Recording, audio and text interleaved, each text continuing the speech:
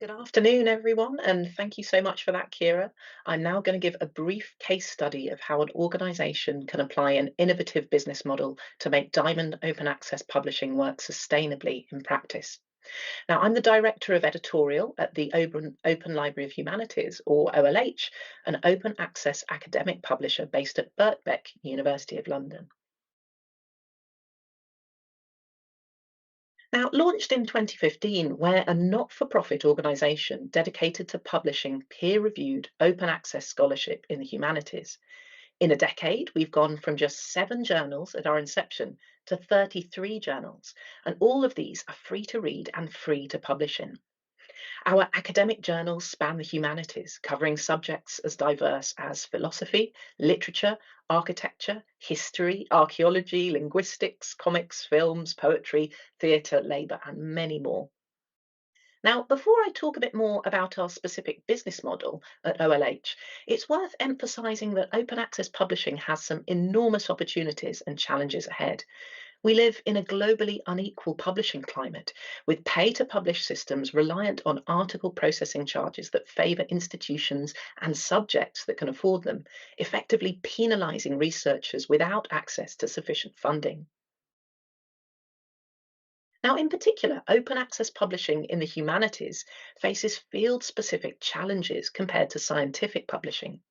Without the substantially larger budgets that tend to be available for scientific research, paying costly article processing charges, which can cost around £2,500, is far more difficult for humanities researchers, creating a culture which favours close access, pay to read publishing.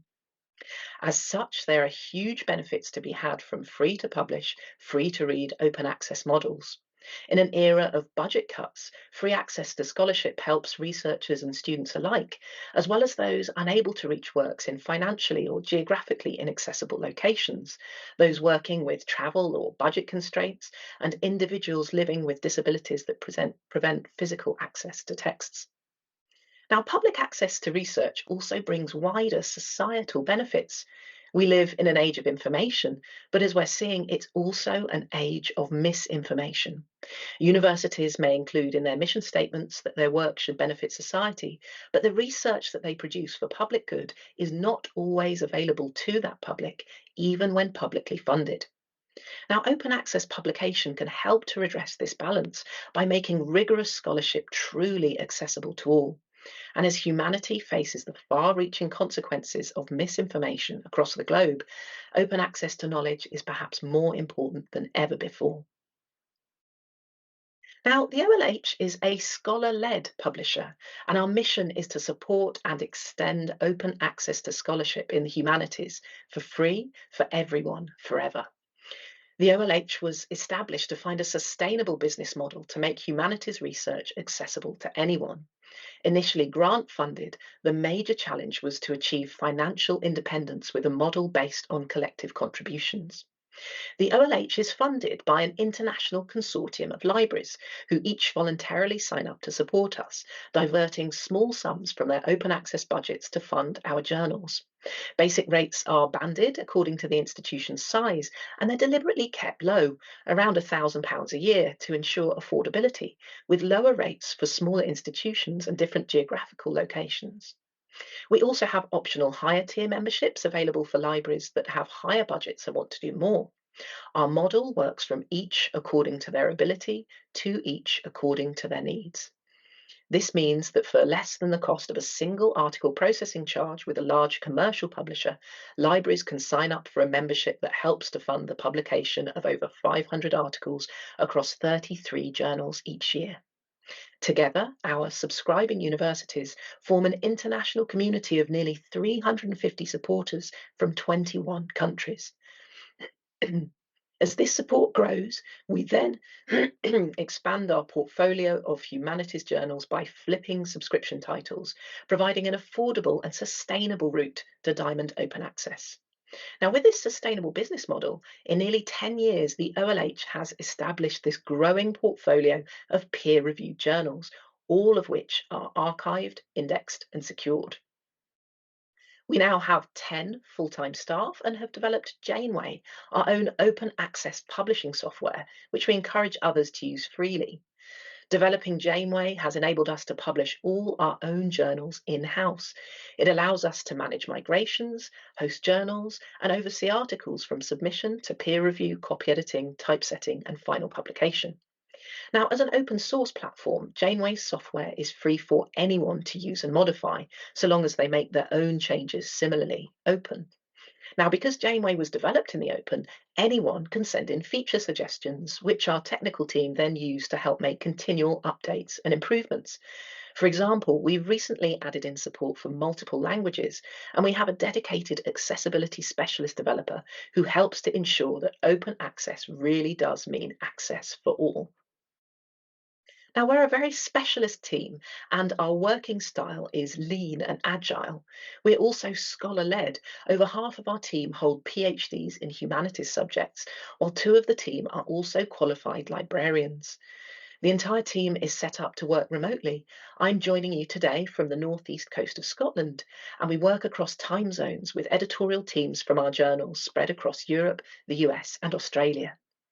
We look for opportunities to advocate for open access as widely as possible and make very careful use of our resources for maximum effect. We give talks and offer free resources to help our communities wherever we can. For example, we've made our own InDesign typesetting template free on GitHub for others to use so that smaller journals without the same access to design budgets can still make use of a professional article design. I've also included one of the posters that we commissioned to celebrate the Open Access Week theme of community over commercialization up here on the slide, raising awareness of the phenomenon of zombie journals, which are kept undead by their closed access commercial publishers, even after their editorial teams have formally resigned and flipped to open access. Since 2020, we've also established the OLH Open Access Award, an annual fund which offers small grants to promote the benefits and impact of open access worldwide. We funded journals, libraries, and societies, and our beneficiaries include the National Library of Kosovo, the University College Cork, Lancaster University Library, and the International Sustainable Development Research Society. One of our current awardees this year is conducting outreach to raise awareness of open access publishing among scholars in India. Now, in 2024, we published 573 articles across all our journals, and we've published or flipped over 14,000 articles to Diamond Open Access. Across all titles, OLH articles have been downloaded over 8.3 million times to date. In 2024, we saw a 26% increase in the number of total website views across these articles compared to the year before, a significant rise in the number of people viewing research online. In the last year, we've also been working hard to flip 10 journals to Diamond Open Access, including Political Philosophy, Zygon, and International Labour Review, the journal of the International Labour Organization, which has been running since 1921. Now, I'll wrap up here, but before I hand back to Kira, I hope that this case study has shown how an innovative, collectively funded business model is able to operate in the longer term and helps to inspire others that sustainable Diamond Open Access is absolutely possible in practice. Now, looking towards the future, I believe that this harnessing of collective spending power across institutions is something that has enormous potential to transform scholarly publishing at scale. This year, we've seen several institutions walk away from large subscription deals with commercial publishers amidst growing financial concerns over their sustainability. OLH co-founder Dr. Caroline Edwards is currently working on a project to address this at scale with a more sustainable, long-term alternative that empowers libraries to take control of their budgets and invest directly in the journals themselves. Now, whilst I can't say any more than this at present, this new project is due to launch next year and will be announced in due course. So thank you very much all, and back to you, Kira. Marcia Tuttle served as the editor of the newsletter from its founding. When NSPI became independent from ALA, it really became her passion project, even into her retirement. In the newsletter, she shares about how when she retired in 1997, she had to buy a new home computer and upgrade her internet access so she could continue to edit the newsletter. And then years later, she writes about editing NSPI, editing HTML for NSPI at the gym and at her part-time job at a gift shop. Sort of as an interesting aside, there's this interview with Marcia where she talks about actually wanted in retirement to work at her local grocery store where she could teach those working there how to properly bag groceries. I have a 17-year-old who works at a grocery store. I have no doubt Marcia would be the type of customer that put the fear of God into my daughter. So while Marcia really needs and deserves her own talk, probably her own article, and probably even a Netflix documentary about her, sadly, that is not the talk that I had proposed. So let me return to NSPI and the cereals crisis. My interest in the cereals crisis was prompted, or maybe even triggered, by the current state of the open access movement. I'm particularly fascinated by how the cereals crisis and the open access movements intersect and those implications for us today. So I've been diving into NSPI, Library Association reports, every library journal cereals price report, and every Spark program plan I can get my hands on to see how we ended up where we're at today. And what I've seen is there are so many parallels to the period NSPI was published and today. Both periods were marked by uncertainty and change, and just as the choices in the past impact where we're at today, choices that we are making today will impact us and those who succeed us into the future. And I truly believe we're at this inflection point and the door is cracked just enough for us to potentially make some fundamental shifts. And the question is whether we want to take that opening, and if we do, which way do we want to turn. So before I get to that, let's go back to NSPI. Early in it, you see this real focus on information sharing and discussion of ideas and concerns. As they face price increases of 10 to 15%, librarians discussed how traditional notions of supply and demand were not on their side, as they were caught between publishers who provided supply and faculty who were driving demand. They discussed how the lack of market substitution in scholarly publishing limited their ability to push back against what they saw as unreasonable price increases, and how faculty were often insulated from the impact of those price increases. What's also striking to me is that many of the ideas discussed in NSPI continue to arise today. Fanciful thoughts of creating an entirely new academy-owned alternative publishing ecosystem, or waving a magic wand and changing the faculty reward system. These ideas, of course, ignore inertia, the cost of what actually costs to publish content, and the wholly decentralized nature of higher education, at least in the United States. Over time, what you see in NSPI is interesting for the shift from discussing ideas to one of taking action, with technology seen as a potential solution to the cereals crisis, in particular online publishing. And two key solutions that start to emerge are the electronic journal package and open access.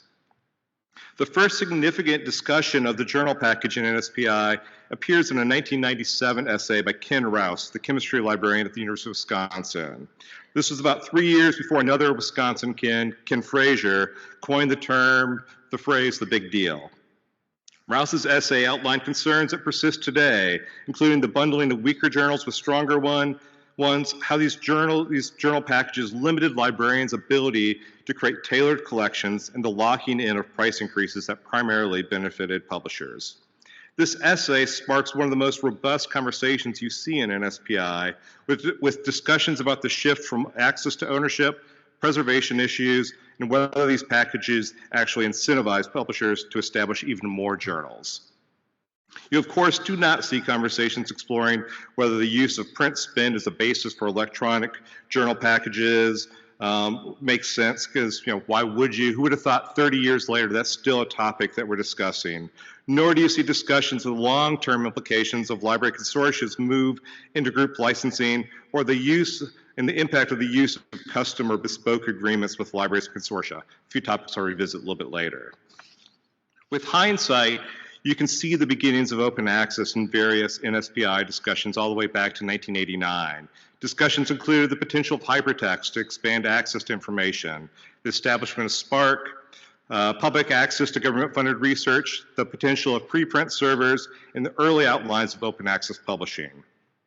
These discussions were really framed in the context of the cereals crisis, which certainly makes sense given the newsletter's focus. But when you go beyond NSPI, you see cereals costs driving lots of the early discussions around open access. For example, if you look at Spark's program plans, you can see that Spark was initially laser focused on the cereals crisis. But by 2009, just a decade after they were founded, cost is not even mentioned in SPARC's program plans. What you see today is an organization that's drifted from its founding purpose to one that has said open is the goal. And frankly, I would say they've said the goal is actually open at any cost.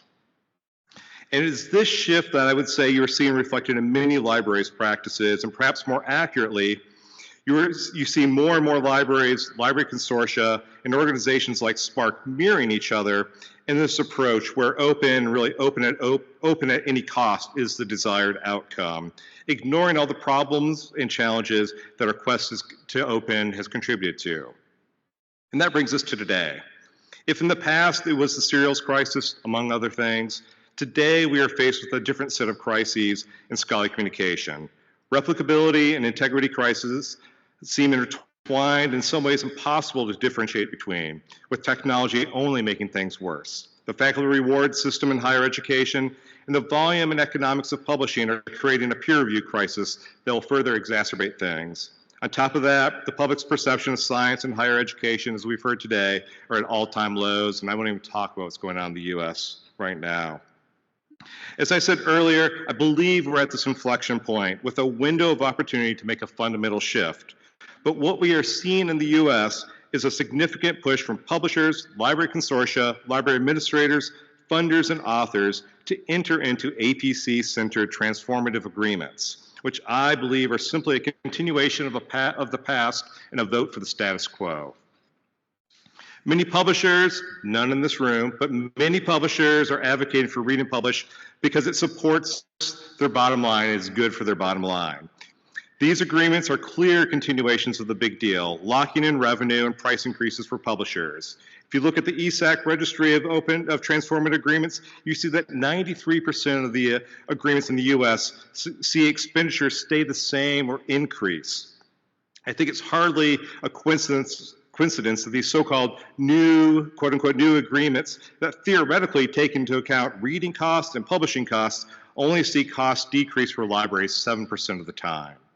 And what makes me so skeptical of this is that for all the critiques laid out in NSPI and elsewhere about the big deal, what I think is often missing and what perhaps certainly was not anticipated at the time is how the big deal is moving us away from uniform and somewhat transparent pricing.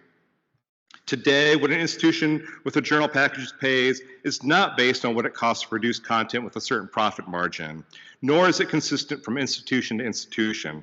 What an institution pays is based on how well each side negotiated over time. So I came to the University of Kentucky from the University of Wisconsin-Madison, and while both are large research universities, the University of Wisconsin is by some measures 50% larger than Kentucky. By other measures, it's twice as large as Kentucky. Yet when I came to Kentucky, what I found was we were paying significantly more for much of our journal content than I was paying at Wisconsin. In one case, we were paying a publisher twice as much for half the amount of content. And when I asked the sales executive at that publisher about that, their response was, quote, "You know how it is, there's winners and there's losers." The difference in cost we were paying at Wisconsin was very simple. One institution in Wisconsin had been far better over time in negotiating with publishers than the other one. In the case of that publisher, the winner and loser publisher, when we eliminated our big deal with them and moved to title by title access, we saw scores of journals actually decrease in cost because we had actually been paying over list price for those journals. These issues continue with these new read and publish agreements. There is no consistency, there is no transparency. You have publishers proudly saying that they take a bespoke approach to each agreement, quote, tailoring it to the needs of the institution, which sounds fine until you find you're paying significantly more for a lot less. And beyond price, do we really think there's a desire among these publishers to move with alacrity toward an open future? Based on what we just heard from my fellow panelists, the answer seems to be clearly no. I know people have argued these things take time, and certainly if we're using geological timescales, then the transition may seem very quick. But if we look at the speed of the transitions that you see outlined in NSPI, from print to electronic to the journal packages to where we're at today, it's clear, at least to me, that many, not all, but many publishers are not interested in a transition to open, and they have every incentive possible to keep libraries paying for both reading and publishing costs for as long as possible. I believe today libraries have more options than ever to facilitate access to journal content. We do not need the big deal anymore, and frankly, we don't even need the journal wrapper, as many of us, my institution included, are moving toward purchasing content at the article level. Saying no to transformative agreements and the big deal is really an opportunity for libraries to make a clean break from the past, from pricing based on historic print spend and the negotiating skills of our predecessors, and to do a reset and consider how we should spend our limited dollars to best meet the needs of our campuses. So beyond publishers, the second key actor that seems to be driving the adoption of read and publish agreements in the US are consortia. We are seeing in the US this emergence of almost national consortia that seem to be pushing, and in some cases almost requiring, colleges and universities to move away from read-only agreements and adopt read and publish agreements, whether those institutions want them or not. These consortia are starting to blur the line between membership organizations and vendors. The agreements they're pushing suggest they are generating revenue from both libraries and publishers, but the consortia's lack of financial transparency, even for members, makes determining the sources of revenue almost all but impossible. As I see this push, and I'll be clear, this is not widespread, it seems limited to these sort of mega national consortia. It raises the question of whose interest does the consortia have, or what is the driver? Is it the members' interest? Is it their own interest? Or is this all happening at the mantle of open at any cost? And I ask this because when I talk to my peers, I do not see a strong push for a move toward read and publish agreements. Certainly I have peers, some in this room, who believe open access is a universal good and we should do everything we can to advance it and open science. Those who believe that there's a moral obligation to move toward open no matter the cost. And there are others who feel this is about showing the library's relevance to advancing the university's research mission. And I understand that and respect that, but in my conversations with peers, there are far more who are skeptical about read and publish agreements and APC-driven publishing. There's certainly some experimentation here and there, but there is not buy-in, excitement, or certainly belief that this is the right direction for us to head in. Indeed, I think there's far more skepticism than excitement. So I think it's important to not overstate the amount of buy-in for this in academic libraries. Press releases from publishers and enthusiastic conference presentations aside, I think there's far more wariness and waiting. Finally, authors and publishers, or funders, are also pushing for libraries to go down the read and publish and APC path. You see publishers like the US Department of Defense starting to explicitly state that they see libraries transferring subscription funds to transformative agreements as one of their cost mitigation strategies for their agency. And I guess in some ways that level of honesty is refreshing. The challenge here is that libraries are unable to be written into grants as direct costs, and at the same time we have the federal government targeting indirect costs that can actually support libraries. And then you have authors who are rationally looking for someone to cover the cost of APCs. The challenge here is that when you put libraries between authors and publishers, you are moving price sensitivity and you risk creating an even more dysfunctional marketplace. Pulling libraries from the equation can establish or maintain that price sensitivity for authors and has the potential to put downward pressure on APC costs as publishers compete for articles. Now, I'll be clear, removing the library from this equation is not a perfect solution. It will not solve everything, but it does change the calculus from where we're at today. Too often, I think we look for the perfect answer or the perfect solution, and we stay with the status quo until that perfect solution is identified. Walking away from the APC will not solve all the issues we're facing today related to research integrity, but if we look at the issue and we consider what can the libraries do to address this problem, this is a tangible step. I'm not saying the APC is the sole cause of this crisis, but what I will say is that the APC business model incentivizes publishers to churn out more content, and that in many disciplines, faculty are rewarded for their publishing output. By removing this sort of free money from the table, we are able to create a little bit of a barrier that stands in the way of the quantity over quality regime that seems to have taken over in too many places. And I realize it's easy for me to stand up here and say I'm against something, but I actually truly believe this is about saying we are for something, that we are for an affirmative shift toward economic models that establish more traditional notions of supply and demand, that we can take a tiny step in response to the research integrity crisis, and that this is a positive way to break free from publisher agreements that have warped concepts of cost and value over time. We can do all these things and still support open access without perpetuating a system that is not in the best interest of our institutions or the academy more broadly. Now, I wish I had some sort of grand unifying theme or some sort of simple solution to all our problems, but I don't. Again, as I mentioned earlier, one of the things that struck me when I looked through NSPIs, they're talking about all the same things that we are talking about today in many ways. That said, I think there are a few things that libraries can do. Libraries can support Diamond open access journals with direct financial support or by providing technical infrastructure. We can support open access models that advance transparency and market forces, such as Subscribe to Open. We can facilitate green open access through self-archiving and facilitating compliance with funder mandates. And lastly, if we want to change the system we are in, we can have conversations with all of the actors. When I first came across NSPI, one of the things that struck me were all these conversations you read that are happening during that period with librarians, publishers, serials agents, all engaging each other. Yet I came across this interview with my hero, Marcia Tuttle, where she was lamenting in this interview what she saw actually was a lack of discussion and conversation during that time.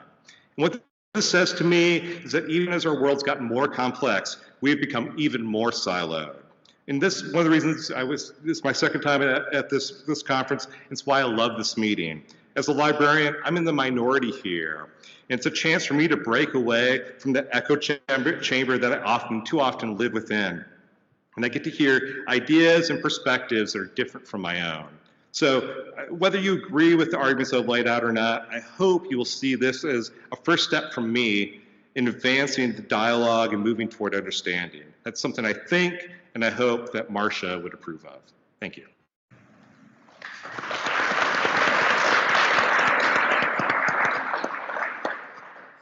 So can we bring Rose back? There we go. Rose is back. Hi. So do we have any questions in the room? We have one just back there.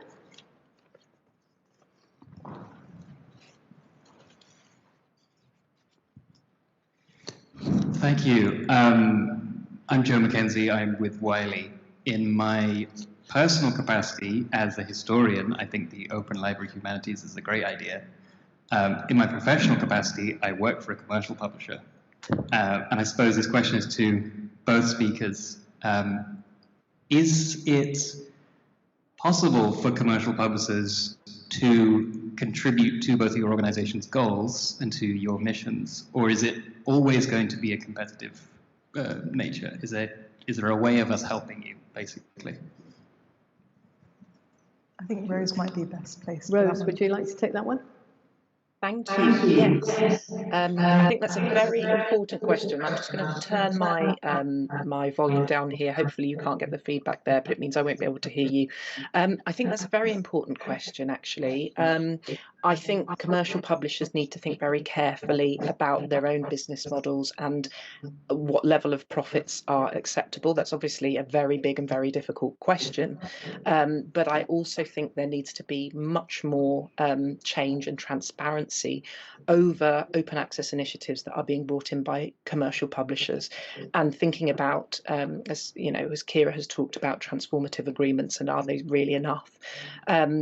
I think that it's a sort of a bit of a difficult one, because the way that commercial open access publishing is set up is obviously has led to a massive kind of funding crisis. So I think there needs to be some radical conversations inside commercial open access publishing, inside commercial open access publishers. And also, I think that there is enormous potential for individuals working inside these machines to be able to change these machines from demand within, as well as evidencing what is being called for by librarians, by authors, by readers, by editors outside of that. And I think that's the only way that things will start to really change, if it is a sort of a grand movement, as well as, you know, these external not-for-profits, but commercial publishers also being able to address really the implications of what they're doing, because, you know, ethics aside, it's not financially viable for commercial publishers to keep doing, for example, big deals, and finding that libraries aren't going to be able to pay for these. So I think there needs to be a lot of soul searching, and I think the individuals within these organisations as well need to apply pressure to make structures fairer. But I'll let the others come back as well. Any other questions on that? There's one down there in the middle.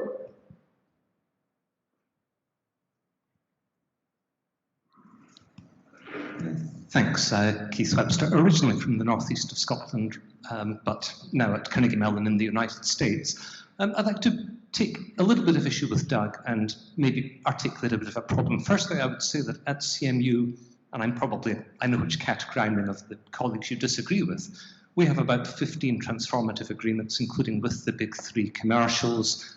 We have, in aggregate, saved money across these negotiations. So I don't think it's necessarily financially disruptive, but it's how it shook out for us. I was speaking at the OE 2020 meeting in Berlin earlier this month and pointed to what I think is the biggest deficiency in the US, which is the lack of any national way of making progress. When I look at our colleagues in across Europe, my former colleagues in Australia and New Zealand, they have national licensing negotiation teams, a bit like the Jisc approach, and they're doing some really interesting work in the next generation agreements. What can we do in the US to be better coordinated across at least the research university community? Because for as long as we negotiate individually or in regional or topical consortia, we are creating an opportunity for publishers to do the sorts of things that you pointed to, Doug, as being disadvantageous. Over to you. Yeah, Keith, I appreciate that, and certainly Carnegie Mellon's one of those institutions that's been out in front of the U.S. I think it's interesting that it's been a problem. I think it's been really vexing. I think one of the real challenges is when we see, again, sort of these mega consortia, they don't seem to be acting with libraries' best ideas in mind here. I think that's the real tension there. There's not a lot of transparency there, which I think is really unfortunate. I think we could have a whole conversation about what happens when these membership organizations reach a certain size. Why do we go down this weird path? But there's one of the reasons I was very clear that this is for the U.S. is because I look with jealousy, just north, I guess will be our 51st state, Canada, with the success that they've had in doing things at a national level, and certainly in Europe, and they're able to move the needle. And I think that's probably partly the way higher ed's organized in the U.S. I don't have good solutions. You would think, I had hoped for a while that NEURL, through Center for Research Libraries, would advance things. But again, that only is a small bucket of very wealthy, well-funded universities. So I don't have a good solution to the sort of why we can't work together. No one wants to seem to step up and take that on. And the ones that are trying to step up, again, I question their motives, and I question the way they're approaching that, where they're, some of these ones cutting out serials agents, not giving libraries choice, and forcing libraries' hands to do things that libraries necessarily don't want to be doing there. So that's a non-answer. Say I don't know. Robert, I think you had a comment. This is also for Doug, really. I work at Robert Harrington, American Mathematical Society. And one word that you didn't mention, maybe it's partly because we're being discouraged to use this word in the US at the moment, but equity of author access in APCs. I was wondering if you had anything to say about that, because we find, and certainly in the field of math, or maths, as I should say here, that we risk alienating those who are in smaller institutions, four-year colleges, if they're not part of these read and publish deals. They're sort of second-class citizens in some ways. I just wanted to throw that out there to see if there are any comments on that. Yeah, certainly. And I think it's not just math, which of course is not bringing in research dollars hand over fist, or if they are, they're not doing it at my institution. I think there's lots of disciplines where this equity piece comes into play. And I think, frankly, the way around the equity piece, in my mind, is the shift toward Diamond Open Access or Subscribe to Open. And I personally am a fan of Subscribe to Open. I would probably, phrase it in a different, approach in a different way than our keynote this morning talked about it.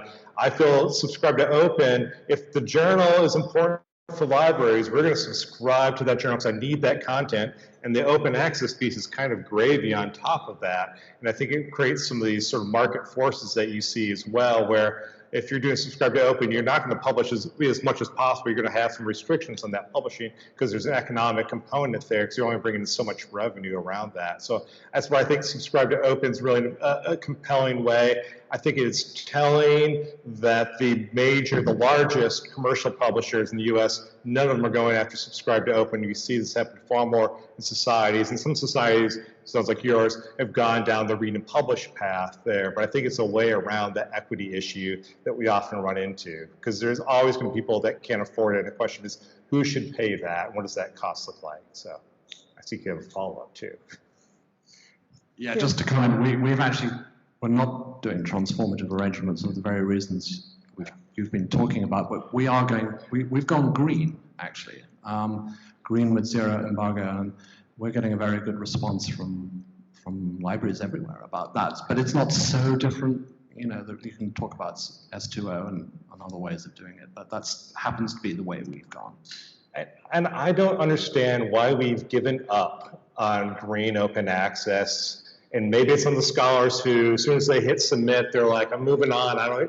We're still trying in my institution another pilot project to send us your CVs, let us see what we can do to facilitate green open access. And so I'm a little frustrated that we haven't, I mentioned it, but that in the US, we seem to have given up on this as an option to facilitate access to information.